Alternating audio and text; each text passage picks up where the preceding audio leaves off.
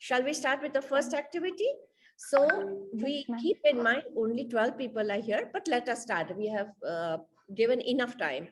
आपको experiential methodology के साथ आपके classroom में जब काम करते हो या कोई lesson किया हो, तो what makes you smile? Look at these emojis. My colleague will share. ये इमोजी है, पहला वाला है स्माइली, हम सबको पता है।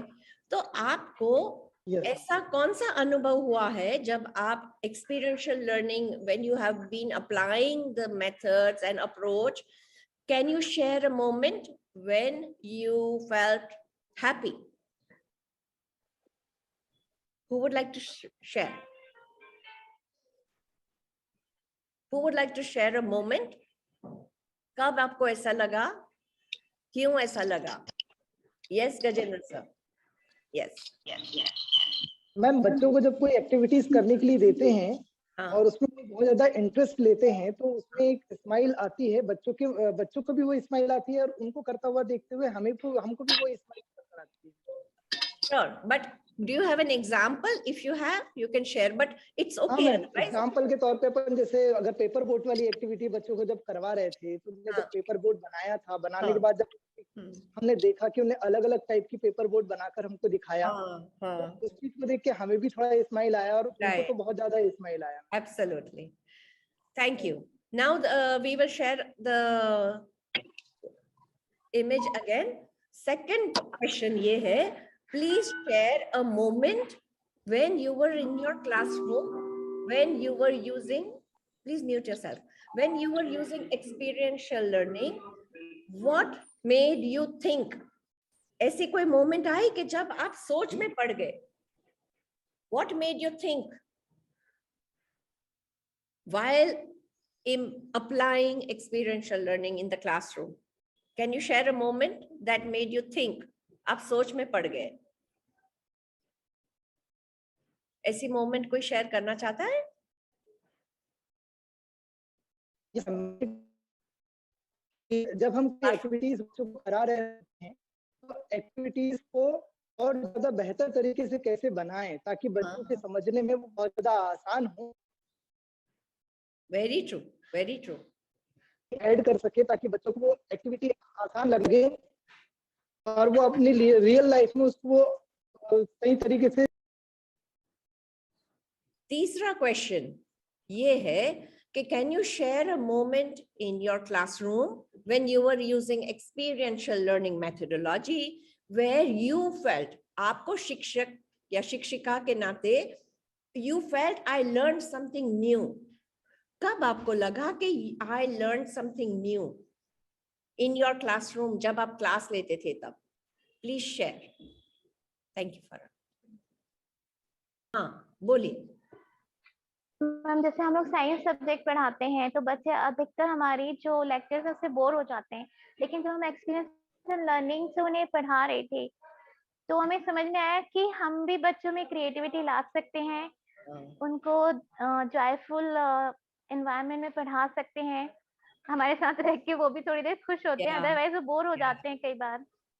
तो हमें ये चीज सीखने के लिए मिली कि हम इस तरीके से भी पढ़ा सकते हैं, बच्चों को सब्जेक्ट की तरफ खींच के ला सकते हैं अपने। जी, सो आपकी नई insight, new learning was that अरे ऐसा भी तरीका होता है पढ़ाने का जिसमें बच्चों को इतना इंटरेस्ट, फन, एंगेजमेंट और लर्निंग भी होता है साथ साथ में। Is that what you? Yes ma'am, thank you. तो अभी ये हमारा स्टार्टर था टू गेट ऑन टू कि हमारा अनुभव कैसा रहा, you know, that is why we did this as a starter to share. तो जितने लोग ज्यादा शेयर करेंगे तो ज्यादा हमें एक दूसरे का अनुभव की पहचान रहेगी। अभी we are going to put you in a breakout room और हम रिक्वेस्ट करते हैं कि आप ब्रेकआउट रूम में एक दूसरे के साथ वीडियो खुल के या ना खुल के बात करें। ब्रेकआउट रूम का टास्क क्या है, इसका इंस्ट्रक्शन सुन लीजिए। That you will recall any topic, जैसे आपने बोला मैं साइंस पढ़ाती हूँ, तो आप कोई भी टॉपिक आपने जो पढ़ाया है अभी नई तरीके से वो शेयर कीजिए और सोचिए, can you share that did you use story, telling, did you use a game, उन बच्चों के पास गेम खिलवाया, बच्चों को कहानी सुनाई, बच्चों को फिल्म या यूट्यूब वीडियो बताई, ऑडियो क्लिप सुनाई। जैसे हिंदी में मैंने अपने बच्चों को स्पाइस ट्रेड के बारे में मैंने वीडियो सुनाई या दिखाई, और कुछ किसी का पॉडकास्ट सुनाया। ऐसे कोई तरीका यूज किया है आपने? उनके पास खिलौने बनवाए या किचन गार्डन में कुछ प्लांटिंग किया? Did you demonstrate something? तो इनमें से ये सब लिस्ट है लेक्चर मेथड यूज की, कि which activity did you use to introduce a topic?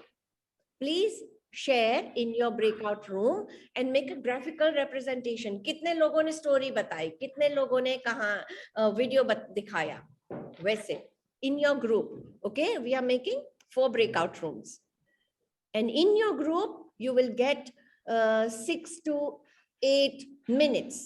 6 to 8 minutes. Please share. आपने कौन सा तरीका यूज किया? Method. Which method did you use to introduce a topic? And then list it out. Have one group leader. We are opening the rooms. 4. नमस्ते madam. आपने कौन सा तरीका यूज किया सर? मुकिन साहब। मैम एक्चुअल में मैं तो प्रिंसिपल हूँ यहाँ, पर इसके बावजूद भी मैं जब क्लास में जाता हूँ तो प्रेरक प्रसंग और कहानी के माध्यम से कोई बात शुरू करता हूँ। अच्छा। और उसमें बच्चों को कैसे पढ़ना है, लाइब्रेरी का पीरियड एक्चुअली मैं लेता हूँ। हाँ। उसमें बच्चे को कैसे पढ़ना है, क्या पढ़ना है, पढ़ने का तरीका क्या होगा। हाँ। विवेकानंद जी का क्या तरीका था, वो कैसे एक बार में कोई किताब पढ़ पाते थे मैम। Very true. तो हम करते क्या है कि बच्चे को हम एक्चुअल में उसकी मेमोरी और एकाग्रता को खत्म कर देते हैं उसको बार बार पढ़ा करके। हाँ। हमको करना चाहिए कि हम उनको टारगेट देते हैं कि पहले तुम 1 लाइन पढ़ो और पढ़ने के बाद उसको लिखना शुरू करो, फिर 2 लाइन करो, 3 लाइन करो। इस तरह हम देखते हैं कि अगर बच्चे के हम एकाग्रता को डेवलप करते हैं तो बच्चा वो आधा पेज पढ़ता है और लिख देता है। जब कहानी को पढ़ते हैं तो एक बार में हम क्यों लिख सकते हैं, उसको बता सकते हैं। जो भी एकाग्रता, कंसंट्रेशन। True true true. ये सारी चीज बच्चे के अंदर जो है, मेरा जो पीरियड होता है उसमें मैं कोशिश करता हूँ कि मेरे अगर 2 बच्चे भी इस तरह तैयार हो गए तो वो बच्चे सबसे अलग होके जाएंगे ma'am. So experiential learning method में what we are trying to do is के अलग तरीके से बच्चे को इंटरेस्ट लेके और सभी बच्चे समझ सके ऐसी कोई अपॉर्चुनिटी देना चाहते हैं। जी जी जी। तो आपको दूसरा, प्रतिमा मैम और सुभाष सर, आपको कुछ शेयर करना है? आपने कौन से तरीके यूज किए? कभी वीडियो दिखाई? क्योंकि अभी तो ऑनलाइन क्लास चल रहे हैं। कुछ और ट्राई किया आप लोगों ने? प्रतिमा मैम, और इज इट अ जेंटलमैन? इसमें कौन है? प्रतिमा मैम के ग्रुप में सुभाष सर, आपने कौन सा तरीका यूज किया? Video unmute. हाँ, आप म्यूट है सर, आप म्यूट है जी। लेसन से रिलेटेड जो वीडियो रहते हैं वो दिखाते हैं बच्चों को। हाँ, ऑनलाइन में तो बहुत अच्छा होता है। सो आपका अनुभव कैसा रहा? वो यूज किया video, what was the benefit, how did it help? Ma'am बच्चे वीडियो देख करके ज्यादा अच्छे से समझते हैं, क्योंकि विजुअल मेमोरी भी आ जाती है, इंटरेस्ट आ जाता है ना जी। और इसके बाद क्या किया, जैसे आज हम असेसमेंट देखने वाले हैं, तो अगर आपने वीडियो दिखाया तो फॉर्मेटिव समेटिव असेसमेंट के बारे में आगे से बात होगी। Okay, next session. So please Pratima ma'am, ये है, आप सब लिस्ट करो कौन कौन से तरीके यूज किए हैं। List down which methods you have used.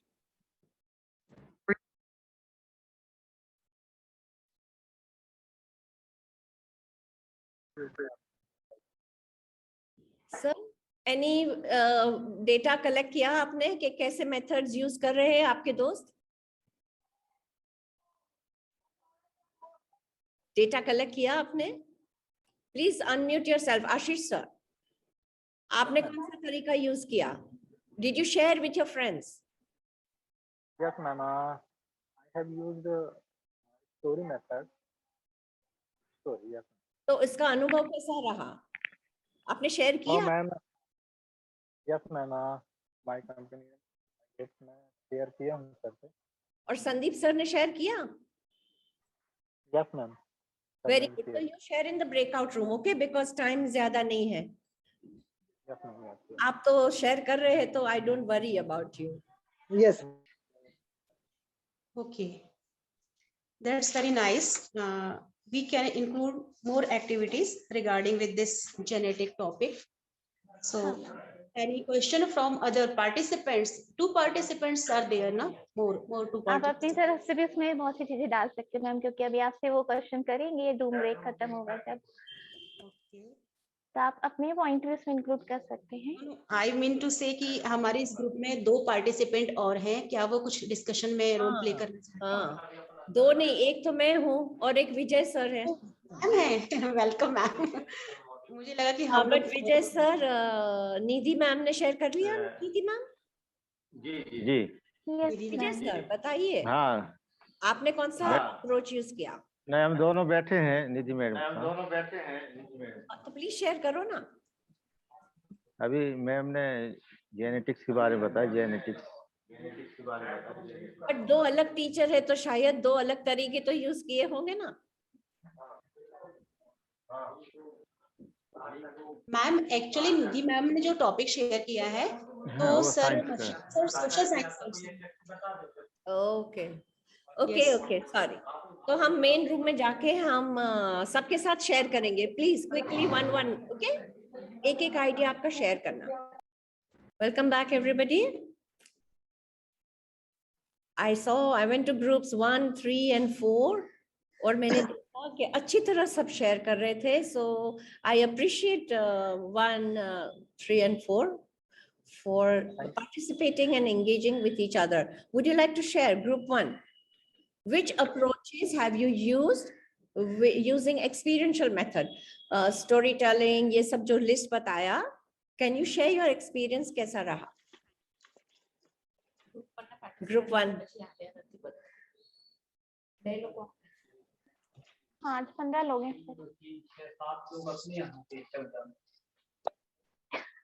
Is everybody back? Ma'am ये ग्रुप 1 में जी। यस मैम निधि ने जो एक्सप्लेन किया है। अपन एक ही ग्रुप में आ गए। Yes. Hello Sorry Sunita ma'am. Yes, please continue. Ma'am, जो अभी अभी निधि मैम ने एक्टिविटी एक्सप्लेन किया है, हाँ तो इसका जो अप्रोच जो मेथड था वो डिमॉन्स्ट्रेशन था। Okay each and every students class में मैडम ने जो भी एक्सप्लेन किया बच्चों को, जो एक्टिविटी ये डिमॉन्स्ट्रेशन था। मैडम ने सामने दिखलाया बच्चों को कि देखिए बच्चे किस किस के ईयर जो हैं वो कंपाउंड लोब्ड है, किसके जो ईयर लोब है वो फ्री। देन उसके बाद मैडम ने आईज कलर, हेयर कलर्स, इनके सब के बारे में बतलाया। तो फाइंडिंग्स थे वहां पर। तो मैडम ने जैसे बतलाया कि कम बच्चों के कंपाउंड ईयर्स थे, तो वो मैडम ने बराबर दिखलाया भी बच्चों को क्लास में कि देखिए आपस में भी देखो, बच्चों ने खुद के कान टच करके भी देखे। एग्जैक्टली बच्चों ने क्या किया ma'am? So Nidhi ma'am and Sunita ma'am, that we want to see that how much the child is doing. Child centered learning में क्या होता है, हम बच्चों के पास करवाते हैं। सो पहली बार हम डेमोन्स्ट्रेट करते हैं कि आपको ये देखना है कंपाउंड ईयर या whatever, and then maybe I can sit with my partner और इन पेयर्स दोनों एक दूसरे के देख सकते हैं, फिर 2 pairs share and become 4 and then the whole class. So हर एक बच्चे को अनुभव होता है, एक्सपीरियंस होता है। So demonstrate alone would be limiting because only teacher is showing. But जब बच्चे देखते हैं, एक दूसरे का देखते हैं, अपने पार्टनर का देखते हैं, तो बात बन जाती है, हर एक का अनुभव हो जाता है। Thank you for sharing. Learning by doing. Learning by doing in groups. The child does it. The child does it, not only teacher. Child-centered learning. हाँ जी. Group 2. Thank you. Group 2. Is anybody ready? Group 2 में कौन है Farah ma'am? Kamal sir, Akshay sir, Lavkesh sir. आप share करना चाहते हैं? Group 3 जाएगा. I think Group 2 is not ready. Yes. Group 3. में मैं कहना चाहूंगा मैम, हम लोगों ने आईडी फ्लिप का यूज किया था, फिल्म का यूज किया था। किसका? मैम हमने 4 प्रकार की चीजों का उपयोग किया है टोटल। हमने स्टोरी के माध्यम से भी बच्चों को समझाया है, गेम के माध्यम से भी बच्चों को कुछ टॉपिक समझाए हैं, फिल्म दिखाकर भी बच्चों को समझाया है और बच्चों का प्रॉपर रिस्पांस आया है। जैसे हमने अगर स्टोरी बताया तो स्टोरी में भी हमने स्टोरी के माध्यम से बच्चों को हमने गिनतियां सिखाई हैं, गिनतियों के साथ में जोड़ना घटाना सिखाया है। बच्चे मार्केट में जाकर जब सामान खरीदते हैं किसी किराने की दुकान से तो वहां पर वो जोड़ घटाना सीख सकते हैं। इस पर बेसिस हमने स्टोरी बच्चों को बताई है। छोटी छोटी फिल्म शॉर्ट वीडियोस हमने दिखाया है बच्चों को, जिसमें हमने शंकु के, गोले के, बेलन के वीडियोस दिखा के उनके पार्ट्स के बारे में समझाया है। So how do you feel it was different from the regular? Means ये अलग तरीके का था, इसमें आपको इम्प्रूवमेंट क्या लगा? इसमें डिफरेंट ये चीज समझ में आ रही है कि अगर आप बोलकर सिर्फ समझाते हैं बच्चों को तो बच्चों के मन में बहुत सारे डाउट्स होते हैं, वो उनको क्लियर नहीं कर पाते हैं। हाँ। लेकिन अगर हम वीडियो, स्टोरी, फिल्म इनके माध्यम से उस चीज को एक्सप्लेन करते हैं तो बच्चे बहुत ज्यादा बेहतर तरीके से उसको समझ पाते हैं और साथ में उसको बहुत इजीली तरीके से उसको बहुत जल्दी समझ लेते हैं। Thank you, very good, thank you. Group 3 share करना चाहेगा? मैम ग्रुप 3 में हम ही लोग थे। सॉरी 4 तो 2 has not gone. ग्रुप 2 अभी भी नहीं बोले। ग्रुप 4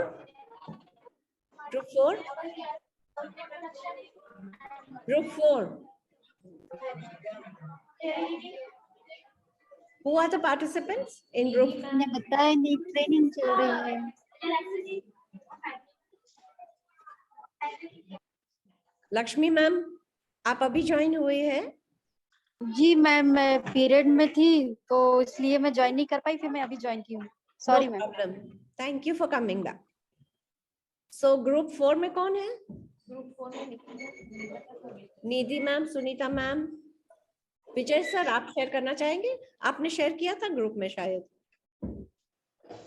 या तो फिर हम टाइम बर्बाद कर रहे हैं। आप बोलना चाहते हैं? Is your internet good? Thank you. Please share, आपका अनुभव कैसा रहा? कौन सी अप्रोच यूज किया आपने? हमारे सब्जेक्ट के हिसाब से स्टोरी टेलिंग मैडम।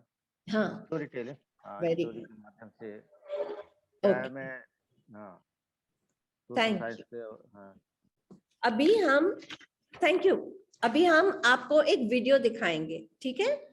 तो आप इस वीडियो को हम बीच बीच में ठहर के आपको एक प्रश्न पूछेंगे इसके बारे में। तो ये वीडियो है जो आज के टॉपिक के ऊपर है, असेसमेंट। आपको क्या असेसमेंट मतलब क्या? आपकी राय क्या है? डेफिनेशन आप डिफाइन कर सकते हैं असेसमेंट मतलब क्या? असेसमेंट आपके हिसाब से what do you understand by assessment? Yes Lakshmi ma'am, आप अभी ज्वाइन हुए तो would you like to share what do you understand by assessment? Yes Ashish sir, assessment. Ma'am practical के जो छोटे छोटे पार्ट्स होते हैं उनको हम असेसमेंट के रूप में ले सकते हैं।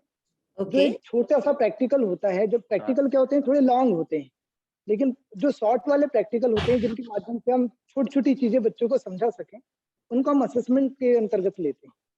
ओके, तो हम बराबर अपनी समझ आप ध्यान में रखो, और ये वीडियो में हमारी समझ हम बता रहे हैं, हमारी स्कूल की ये जो टीचर्स है ये बताएंगे, ट्रेनर्स, तो आप सुनिए। ओके, पर ma'am sharing and then you tell me what you understand.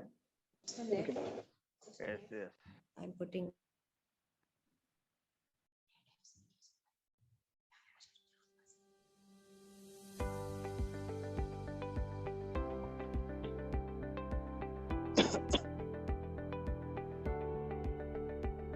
There are two types of assessments. One is formative assessment and another one is a summative assessment. I hope everybody is able to hear the audio.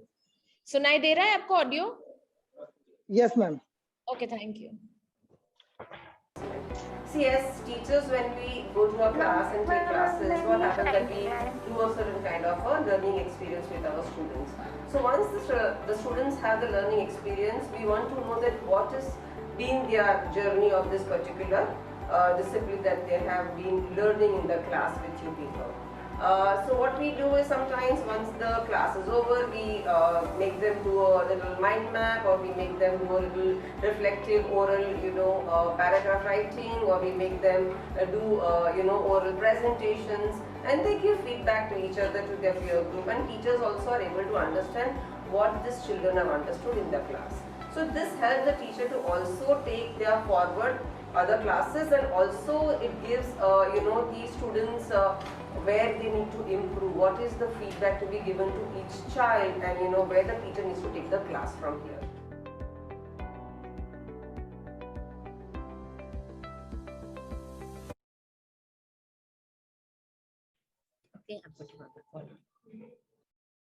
अच्छा, आपने अभी तक जो video देखी, इसमें कौन कौन से एग्जाम्पल सुने असेसमेंट करने के लिए? Which are some of the ways in which a teacher can assess? Story writing था मैम उसमें. Okay. Story writing. Paragraph writing भी थी मैडम उसमें. पैराग्राफ राइटिंग था जी. Yes ma'am. थोड़ा कुछ सिखाया, जैसे आपने साइंस सिखाया, हिस्ट्री में कुछ सिखाया, इसके बारे में समराइज करके कुछ लिख सकते हैं, राइट? पैराग्राफ में छोटा सा असेसमेंट. तो और दूसरा क्या एग्जांपल दिया? One second, sorry. सुनीता, आप कुछ बोल रहे थे? Project and assignment also. Project and assignment, ये असेसमेंट हो गया. ये वीडियो थी, टीचर जब जानना चाहते हैं कि मैंने जो सिखाया इसमें से how much has the child understood. Yes ma'am.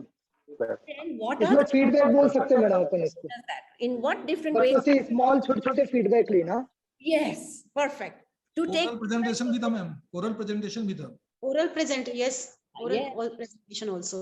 And another one was mind map to make questionnaire. Sorry, questionnaire for assessment.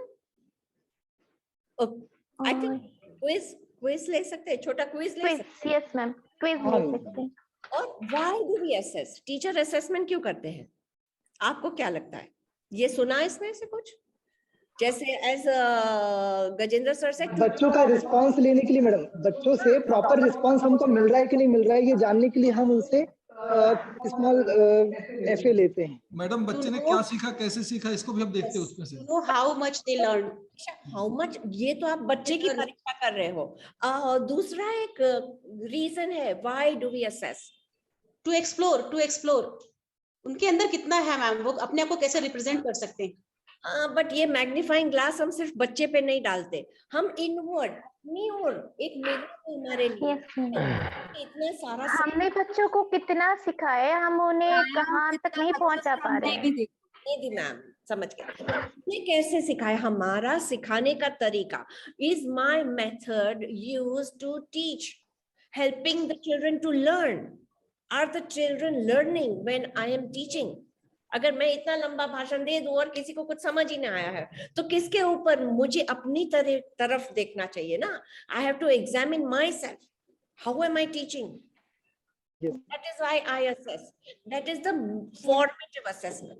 When we assess in the middle, before we complete something, then I look at कि मेरा जैसे compass होता है ना, map होता है ना, तो मैं सही दिशा में जा रही हूँ कि नहीं. उनको समझ आ रहा है कि मुझे थोड़ा धीरे से like I will see the rest of the video. Okay, 1 second.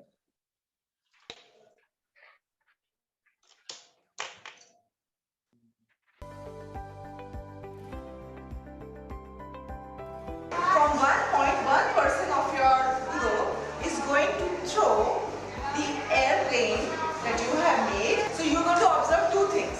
Okay, you're going to observe how far your airplane has gone. Second thing, what you need to do is how much time was your airplane was there in the air. One person is going to measure the distance and one person is going to note down the time. Okay. So once you've collected the data, you will now represent that data on the graph paper. Okay, and two separate graphs. One for the speed and one for the distance taken. Okay, and After you do that, observe your graphs and see what kind of patterns, what kind of trends are emerging. You can see that some of them have taken more distance, some of them have taken less distance, some of them have taken more time. Then each one of you can do a presentation of your chart paper and talk to the other groups.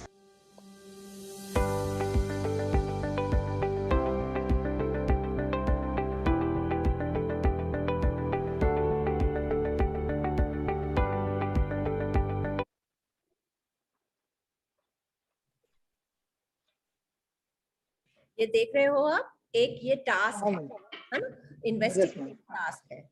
And इस video में आपने देखा वो बच्चे paper plane बना रहे थे, throwing the paper plane, measuring the distance, right? तो ये बच्चे ये कर रहे थे, टीचर क्या कर रही थी, आप बता सकते हो? Leave the shared.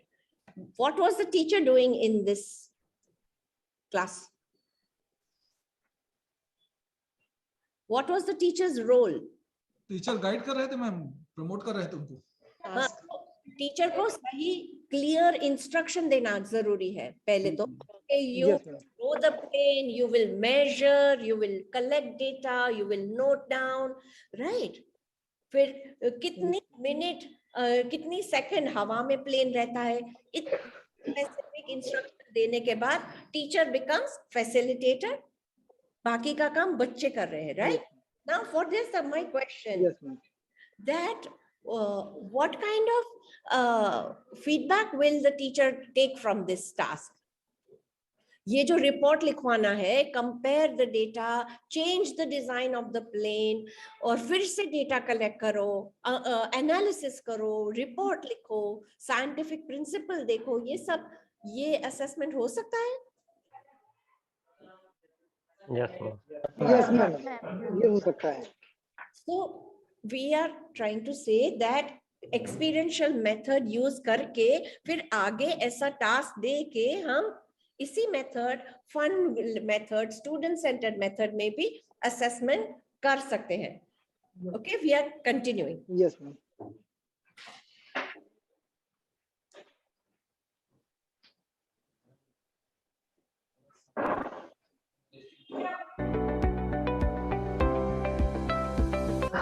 Make prototypes of different kinds of planes. Okay, you can go to the library, you can go to the computer lab, and you will do research on these types of planes.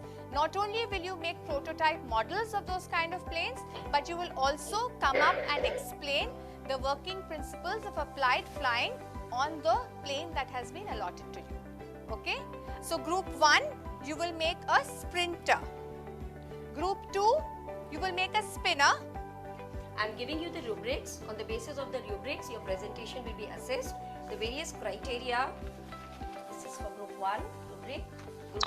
Group 2, which is passing the rubric set. Students, this is a rubric, you know. So when the other groups are presenting, you will go through this rubric and give them feedback. Okay. So as a group, you can discuss and give the feedback, and you can give to individual person also. Okay.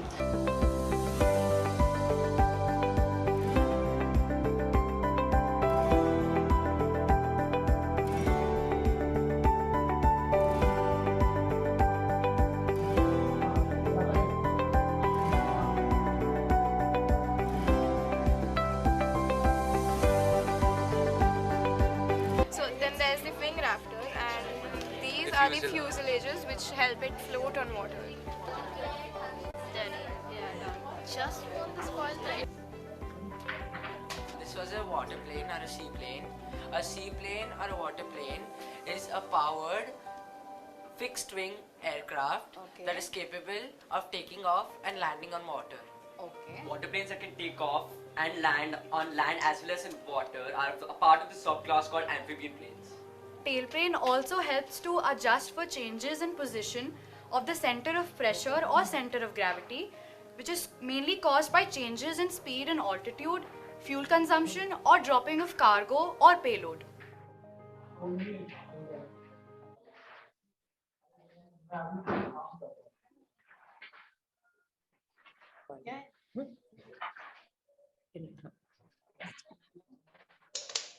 इस part में आपने बच्चों को क्या क्या करते हुए देखा? What were the group dynamics in the classroom. Would somebody like to share? Ma'am जब एक्टिविटीज बच्चों को दी गई तो बच्चे ग्रुप में पहले तो पेपर प्लेन किस टाइप से बनाना है ये डिस्कस कर रहे थे आपस में. उसके बाद उन्हें पेपर प्लेन की हर टाइप्स को उन्हें इंटरनेट पे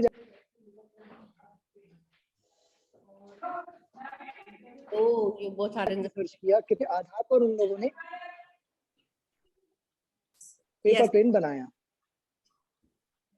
तो ये आपने देखा that who is doing the teaching? Who is doing the teaching? हाँ, हेलो, आप सबका ऑडियो तो चालू है कि नहीं? वीडियो नहीं चालू है, पर प्लीज आप बोलिए तो मुझे पता चलेगा कि आप उधर है भी कि नहीं है. मैम आवाज कट गई थी बीच में. मैंने बंद कर दी थी because it was coming from Sandeep video and I didn't realize आप दोनों एक वो यूज कर. Sorry. Yes, Nidhi ma'am. Others also speak. Who was doing the teaching? Students are guiding each other and so sharing. So these are some of the ways कि they do research, they prepare charts. फिर divide करते हैं कि मैं इसके बारे में बोलूंगा, ये इसके बारे में बोलेगी. तो आपने ऐसे टास्क दिए हैं आपके क्लासरूम में. आप क्या ऐसे टास्क देख सकते हैं, देखना चाहते हैं या कभी सिखाया है? Have you used these kind of methods? Students. Ma'am इस मेथड का यूज करके हम बच्चों को बहुत सारी चीजें बता सकते हैं. तो हमारा सिर्फ बताने का नहीं है. Remember this section is about assessing. We want के बच्चे हमें बताए कि मुझे क्या समझ पड़ी, मुझे क्या आता है. हम एक को बताना चाहते हैं. If I am your student, I want to share with my friend what I understand. And for that you have to plan activities. So which are some of the activities that you saw in this part of the video? Which activities were used for formative assessment? By here. कौन सी activity देखी? ये plane बना के निधि ma'am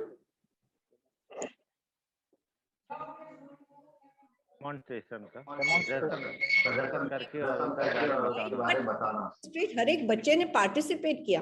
demonstrate मतलब पता हो या बाकी के सब कॉपी या देखते रहे? नहीं, ये तो हर एक बच्चे ने प्लेन बनाया, हर एक बच्चे ने रिसर्च किया और हर एक ने चार्ट ग्रुप में किया. फिर उनको एक you see that? Do you understand rubric या क्राइटेरिया से आप क्या समझते हैं?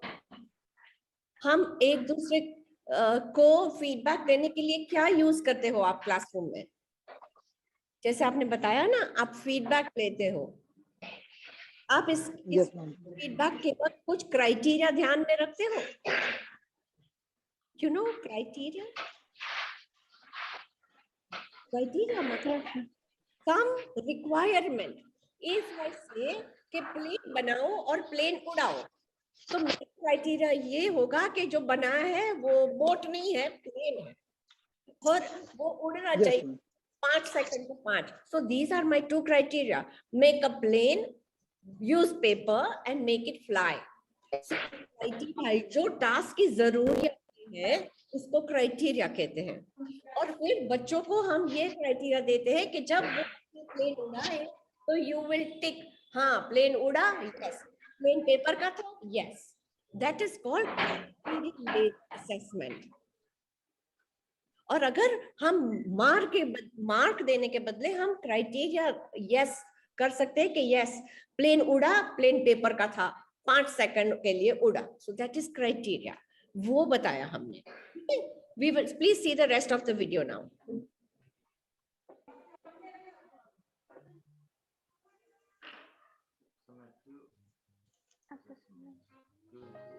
Good morning, everybody.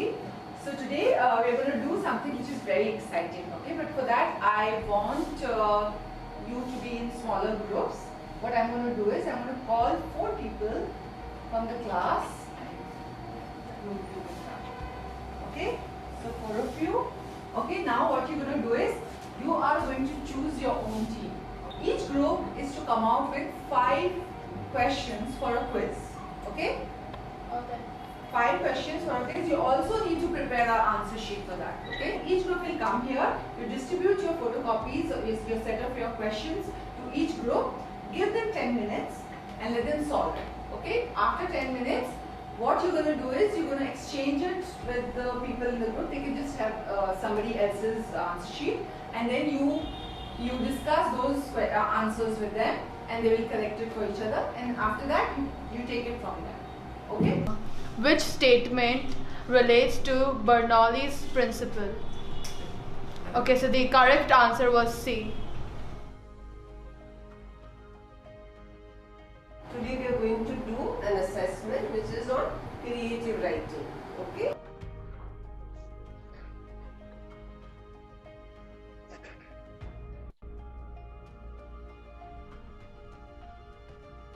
So there are going to be different airplanes, different types of airplanes. You can choose one of the airplanes from that one and you can write a creative essay on it. Okay? The word limit is going to be 700 minimum to 1200 maximum words. Okay?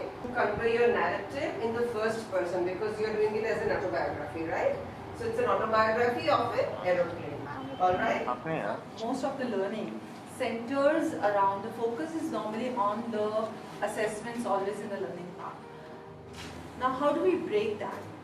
Now teachers often mistake assessment as a, the learning as a preparation for the assessment, which should not be the focus. The assessment is basically, it's not an outcome, it's a process that needs to be reviewed, that needs to be enjoyed by the students.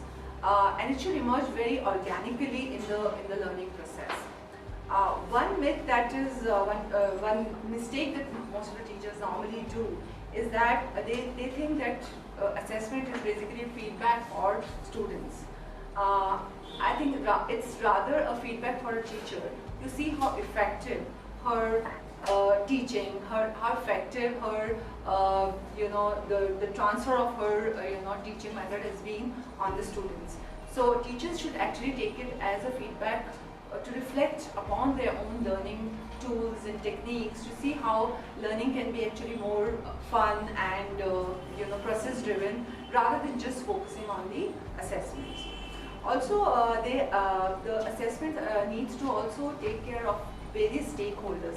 Various stakeholders should be a part of the learning process. Like it should not always be the teacher who is assessing the students.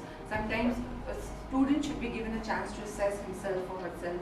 Peer group should be assessing the student. They could be an expert coming from outside. Sometimes the other class, different classes can actually give feedback to the students on their learning. The assessment has to emerge as a learning process which is enjoyable, which is fun-based, which includes diverse ways of assessment, and feedback mechanism should be incorporated or integrated in that.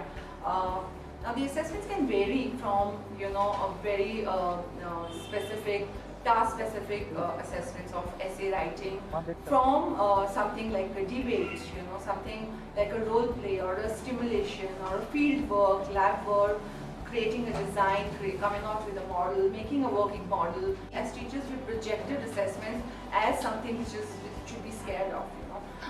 If we make the assessment process a fun process, if we make it more enriching, if we make it something the students will get a very non-judgmental review of their work, assessments are definitely going to be fun.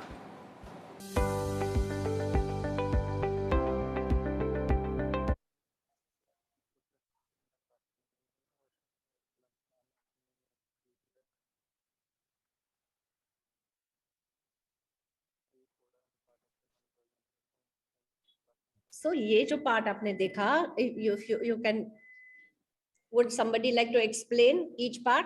आपको क्या समझ आया? Assessment should not be treated as outcomes of learning, but as a joyful process. जो अभी तक बोल, yes Ashish, glad you are here. Yes. अब first video जो था क्विज के ऊपर था, तो क्विज में बच्चों को फोटोकॉपीज जो थी ग्रुप में क्विज सॉल्व करने के लिए क्वेश्चन पेपर दिया गया. उसके बाद देन रीचेक करने के लिए स्टूडेंट के बीच में ही उनकी कॉपियों को चेक किया गया, then explain over the exam. उसके बाद फिर जो क्वेश्चन थे उनके आंसर भी बताया गया ma'am. It's a team work for everyone in good way. Time student he teacher बन गए एक बार वो प्रेजेंटेशन के time, right, when they were presenting, खुद ने रिसर्च किया, खुद ने मटेरियल जाना और यस मैम, यस एक दूसरे को सिखाया ओरल। और ये यस मैम, रिटन टेस्ट लिया उन्होंने, हर एक ग्रुप में 5 क्वेश्चन बना के एक दूसरे को क्वेश्चन दिए, आंसर दिया। Thank you. So this is not treated as a stressful exam. बच्चे ने पेपर बनाया फिर डर कैसा ना? This takes more in stress. Ma'am इसको ऐसा कह सकते हैं कि खेल-खेल में समझना बोलते हैं ma'am. Very well said. And assessments work as feedback for the teacher. कोई समझाना चाहेगा? Assessments, how do they work as feedback for the teacher? थोड़ी हमने बात की। Sandeep sir, would you like to share? Yes ma'am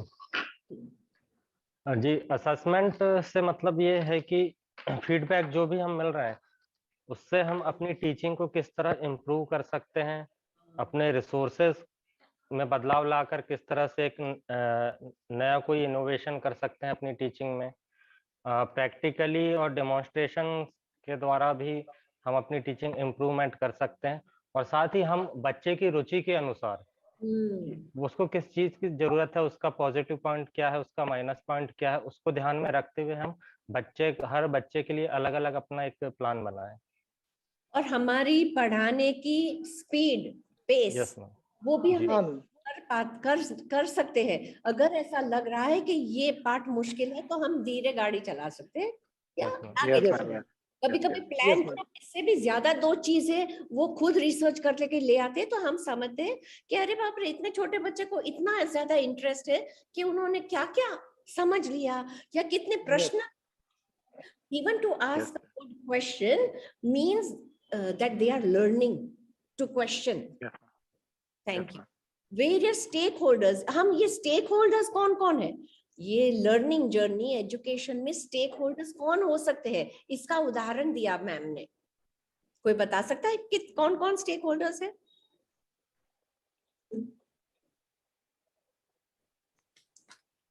stake holder, हाँ, stake holder मतलब जिसको, जैसे हम कोई कंपनी में इन्वेस्ट करते हैं, कोई फैक्ट्री चला रहा है तो वर्कर भी स्टेक होल्डर है, मैनेजमेंट भी स्टेक होल्डर है, जिसने शेयर खरीदा वो भी स्टेक होल्डर है, जो प्रोडक्ट बाय करता है वो भी स्टेक होल्डर है। तो ये एजुकेशन में हम स्टेक होल्डर, ये जो मैंने कुछ सीखा, मैं स्टूडेंट हूँ तो मेरे साथ और कौन स्टेक होल्डर है? Ma'am can I explain? Yes please sir. एक टीचिंग इंस्टीट्यूट में स्टेक होल्डर्स जो हम अलग अलग डिपार्टमेंट्स जो होते हैं, लैब हैं, लाइब्रेरी हैं, स्पोर्ट्स हैं, म्यूजिक है, डांस है, उनके जो टीचर्स हैं वो सभी स्टेक होल्डर्स हैं बच्चे के टोटल इम्प्रूवमेंट के लिए। हाँ। And so what ma'am said in this video that if I am in grade 6, अगर मेरे बच्चों ने फूड और न्यूट्रिशन के बारे में सीखा तो ग्रेड 4 या 5 में भी जाके उनको सिखाए तो वो भी स्टेक होल्डर बन जाते हैं। Yes ma'am. और अगर मैं कोई पार्टिसिपेंट, कोई न्यूट्रिशनिस्ट को बुलाती हूँ कि आप इनका इंटरव्यू ले, आप इनको, तो जो एक्सपर्ट का यूज करते हैं वो भी स्टेक होल्डर, क्योंकि वो भी स्टेक होल्डर कहलाते हैं। Related to that subject, yes ma'am. They can be involved in assessment. Yes sir. अगर इनका इंटरव्यू इनके साथ हुआ तो इसके बाद आपको क्या जानने मिला, आपका क्या प्रश्न पूछा, ये सब असेसमेंट, फॉर्मेटिव असेसमेंट में आ सकता है। फिर इसके बाद वो दूसरे क्लास को जाके सिखाए, उसके लिए चार्ट बनाए, प्रेजेंटेशन करे, कुछ एक्टिविटी इनके साथ करे, उनका नाश्ता दिखाए कि आपने क्या खाया, क्या हेल्दी है, क्या नहीं हेल्दी है। तो ये हमारा असेसमेंट हो गया कि उन्होंने न्यूट्रिशनिस्ट के पास ठीक सुना कि नहीं सुना, समझा कि नहीं। So these are different methods, and therefore it is fun, but it is also assessment. Last point को समझाएगा? They have to be very specific. इसका मतलब क्या? इसका उदाहरण दे सकते हो आप? वीडियो में क्या देखा स्पेसिफिक? कौन सा असेसमेंट देखा हमने वीडियो में? मैम जी जो प्लान की जो डिजाइनिंग थी उसके बारे में बताया गया है कि हाउ कैन फ्लाई, वो कैसे उड़ती हैं। सबसे पहले उनकी ऑटोबायोग्राफी, उसके बाद उसका डिजाइन था जो फोटो था, और फिर उसी के माध्यम से बच्चों ने उसको ड्राइंग करना, और फिर वो हाउ कैन, मतलब वह उड़ा कैसे, उसमें कौन कौन सी चीजों की आवश्यकता थी, और लगभग उसकी क्षमता कितनी है उड़ने की, ये सारी चीजें हम यस मैम बच्चों को दिखाया गया था। Thank you okay, thank you, बहुत अच्छा पार्टिसिपेशन रहा आप सबका। और अभी हमारी नेक्स्ट एक्टिविटी है जो अगेन ब्रेकआउट रूम में है, और आप लोगों ने लेसन प्लान बनाया है पहले सेकंड वेबिनार बनाए थे। तो उसके लिए हम 2 फॉर्मेटिव असेसमेंट और 1 समेटिव असेसमेंट आपको प्लान करना है। अभी तो हमारी असेसमेंट की कितनी सारी बातें हुई, ठीक है ना? ठीक है। तो आप अपने ग्रुप के साथ फिर से 4 नए ग्रुप बनेंगे और अपने ग्रुप के साथ आप 2 असेसमेंट प्लान करोगे और 1 समेटिव असेसमेंट, बट इकट्ठा करके एक लेसन प्लान चूज कीजिए जो आपने पहले बनाया हो, जैसे पेपर बोट वाला सर, या कोई ने किचन गार्डन, किसी ने गेम खेलाई हो, कोई गेम खेली हो, उसके लिए 2 फॉर्मेटिव असेसमेंट बनाना है और 1 समेटिव, और फिर हम इसके लिए 20 मिनट्स दे रहे हैं, ठीक है? और आपको वापस आके शेयर करना है, ठीक है? Thank you. 4 groups, please share. Group 2 आप शेयर करना। हाँ, but they know joining room 1 जी पेपर बोट। आप जी मैम। जब टास्क डिसाइड करो तो आप ग्रुप डायनामिक्स लिखना कि ग्रुप में क्या करेंगे, इंडिविजुअली क्या करेंगे, होल क्लास क्या करेगा। जैसे वो पेपर प्लेन फेंका तो पूरे क्लास ने पेपर प्लेन फेंका, पैर में क्या करेंगे, जैसे वो कंपाउंड ईयर की बात थी तो दोनों एक दूसरे के कान कंपाउंड ईयर देखेंगे, वैसे लिखना आपका एक्टिविटी, ठीक है? एक फॉर्मेटिव, एक समेटिव, 2 फॉर्मेटिव, इसी तरह लिखना। Right it down.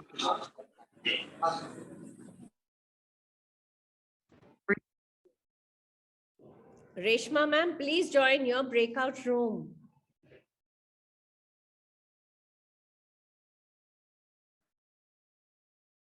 चलिए कमल सर, अक्षय सर, अब बात प्लानिंग हो रहा है? Yes ma'am.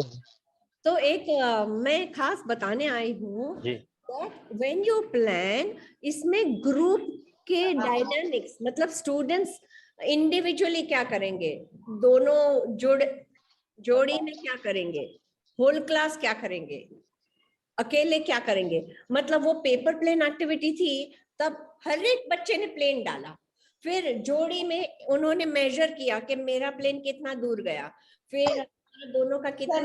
टॉपिक फिर से रिपीट करिए ना, कौन से? कमल मैम जी पीछे से आवाज आया। ओपन गार्डन वाला भी अच्छा है। जी मैडम, यहाँ पर हाँ गार्डन है, पेपर पोस्ट है, और आपने कौन सा कहा? I understand.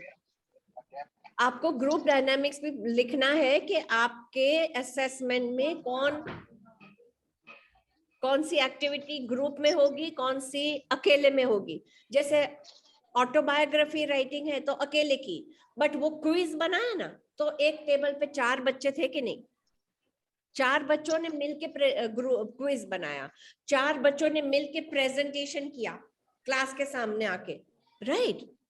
तो फॉर्मेटिव असेसमेंट में ग्रुप में क्या किया और अकेले क्या किया, वो भी प्लान करना, ठीक है? मुश्किल लग रहा है तो मुझे बताओ, आप कौन सा लेसन में असेसमेंट प्लान कर रहे हो, कौन से लेसन की असेसमेंट प्लान कर रहे हो sir? Kamal sir,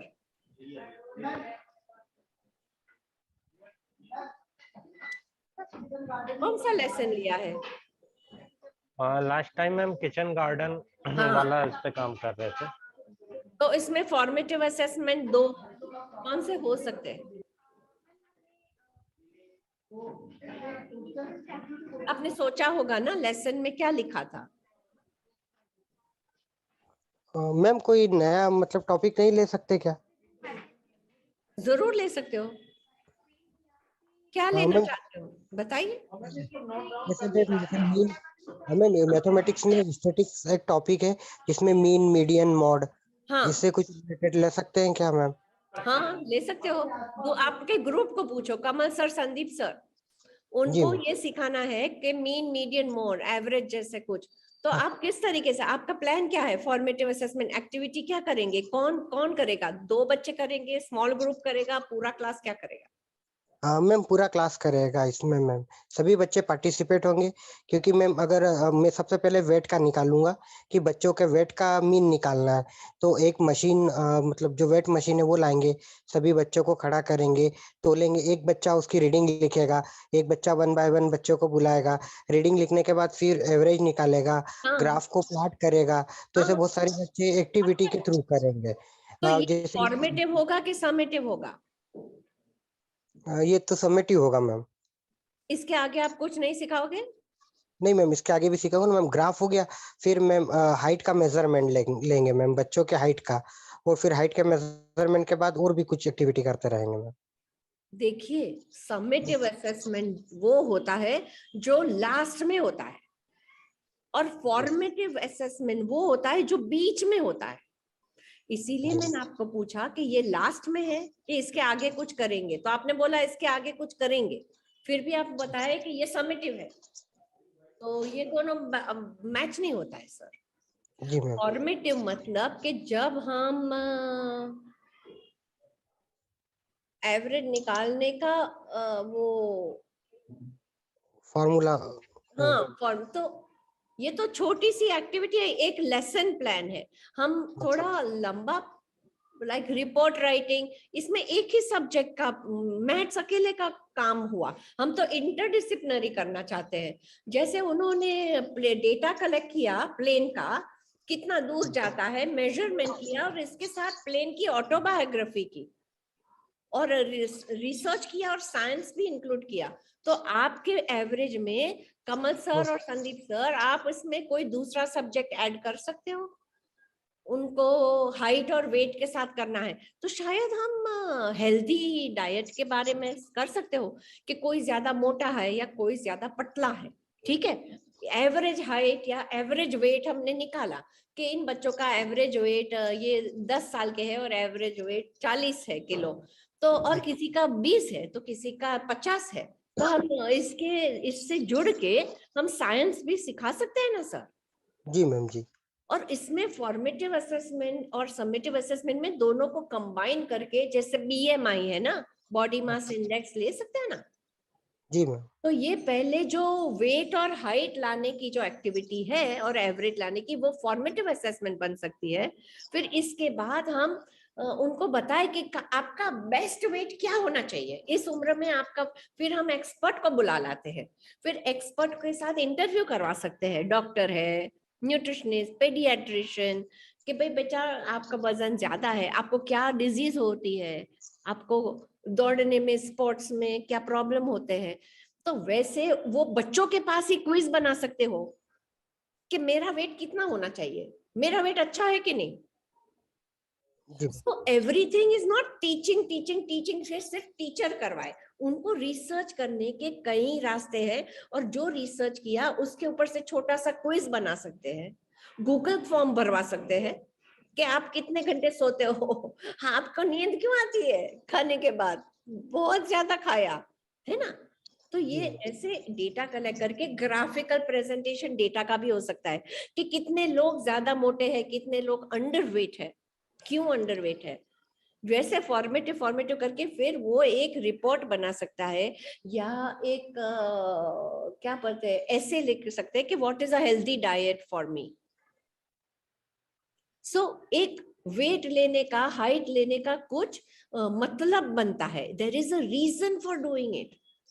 it is not just to apply maths, ये मेरे हेल्थ के बारे में है, मेरे बारे में है ना, इसका फायदा मेरी जिंदगी में होगा, मैं अच्छा खिलाड़ी बनूंगा, मैं हेल्दी बनूंगा, मेरी एनर्जी ज्यादा होगी। So can you plan something and tell it to the class? ठीक है, थैंक यू। 5 मिनट और है, आप थोड़ा लिख लीजिए कि पेयर में क्या करेंगे, ग्रुप में क्या करेंगे, जो बताया ना आप पूरे क्लास को बताइए। Welcome back. I hope you had a fruitful discussion. तो I am very eager to know कि आपके क्या है फॉर्मेटिव और समेटिव असेसमेंट। तो ग्रुप 1 से शुरू करेंगे और we will tell our peers what are the criteria for presenting your idea, that आपने formative assessment किस तरीके से किया, how did you, what was your task, what were your instructions, and what did the students do, were they working as a whole class, in pairs, in groups or individually? Ma'am individually किए हैं हमने kitchen garden. हाँ, group 1 बताएगा। Group 1? Yes ma'am, group 1 में हम ही लोग हैं madam. Okay. Kitchen garden का हमने एक्टिविटीज बच्चों को करने के लिए दिया हुआ था, तो उसमें हमने इंडिविजुअली बच्चों से अलग अलग पूछा कि एक्टिविटी जब हम करवा रहे थे बच्चों से, तो ऐसे फॉर्मेटिव असेसमेंट जब फर्स्ट हमने लिया तो हमने बच्चों से सबसे पहले यही पूछा कि बच्चों आपने आज क्या खाकर आया है अपने घर से। तो सभी बच्चों ने हमारे पास में अलग अलग वेजिटेबल्स के नेम बताए। किसी ने बताया कि उन्हें बैगन खा के आया है, किसी ने बताया उन्हें पटाटो आलू खा के आया है, किसी ने लौकी बताया, किसी ने, मतलब सबने अलग अलग सब्जियों के नाम हमें बताए मैडम। तो सब्जियों के माध्यम से फिर हमने नेक्स्ट क्वेश्चन किया कि बच्चे बताओ इन सब्जियों के माध्यम से आपको क्या मिलता है। मुझे लगता है इसको चार्ज करना पड़ेगा। अरे फॉर्मेटिव असेसमेंट आप बताइए ना, बोलने दो ना।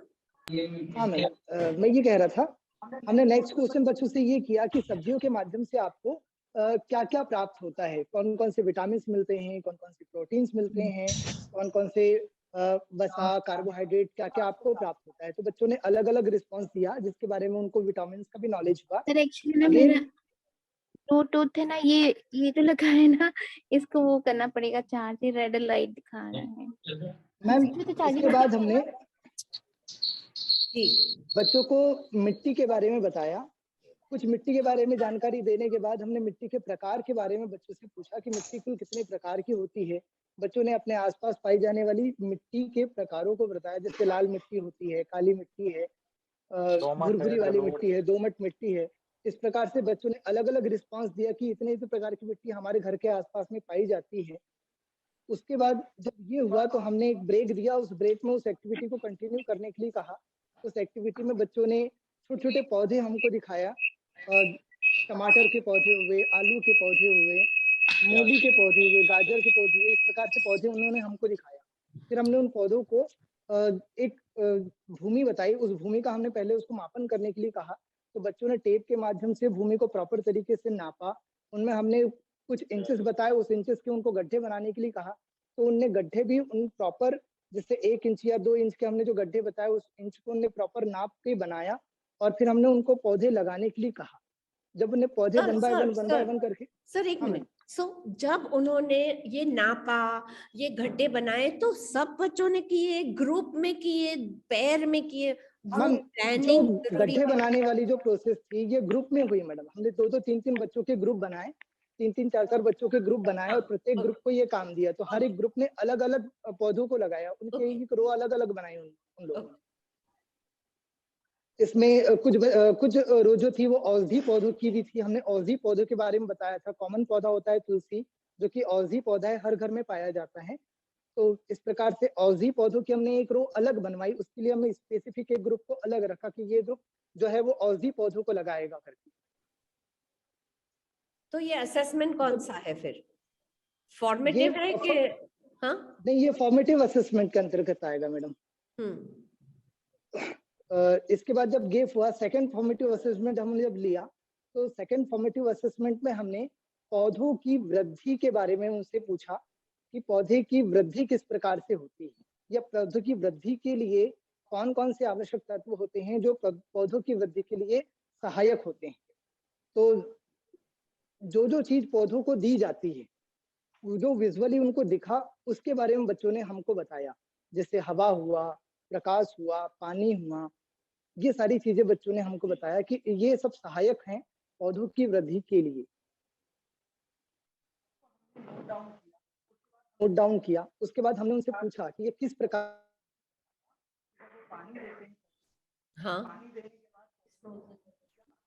पौधों में हरी पत्तियों के आने के बाद फूल आते दिखाई देते हैं, फिर फल दिखाई देते हैं।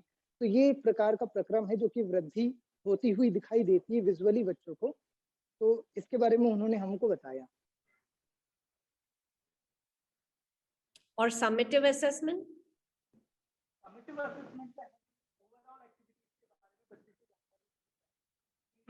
सर आप फ्रीज हो गए। पूरी एक्टिविटी से बच्चों को क्या समझ, हेलो मैम आवाज आ रही है? हाँ आई एक सेकंड के लिए। मैम मैं बताना चाह रहा हूँ कि समेटिव असेसमेंट में हमने ये जानने की कोशिश की कि बच्चों ने ओवरऑल एक्टिविटी से क्या सीखा, क्या जाना और उनके मन में क्या जागृत हुई, मतलब उन्हें क्या नया सीखा इस एक्टिविटी के माध्यम से। तो इसके संबंध में हमने कुछ क्वेश्चंस उनके द्वारा करवाए। जैसे सबसे पहले तो ये है कि गार्डनिंग एक ऐसा है जो कृषि के प्रति बच्चों में एक नई रुचि को जागृत करता है। तो स्पेसिफिक टास्क क्या था और उसका ऑब्जेक्टिव क्या था? स्पेसिफिक टास्क ये था मैडम कि बच्चों को कृषि के प्रति जागरूक करना, उनमें गार्डनिंग के लिए एक नई सोच को जागृत करना। नहीं, ये तो ऑब्जेक्टिव है सर, ये ऑब्जेक्टिव है, ये हमारा गोल है कि उनमें जागरूक करना है। बट मैं बच्चे को टास्क ऐसा दूंगा कि आप जागरूक हुए कि नहीं, ऐसे तो नहीं। टास्क मतलब क्या? इंस्ट्रक्शन। यस मैम, उन बच्चों के अंदर उत्सुकता का होना ma'am.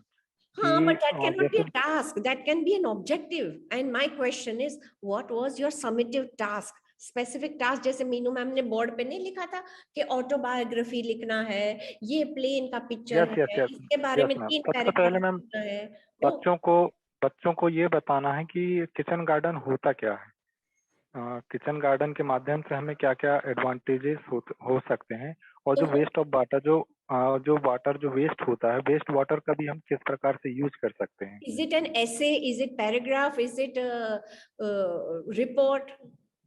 Yes ma'am data collection है। Yes ma'am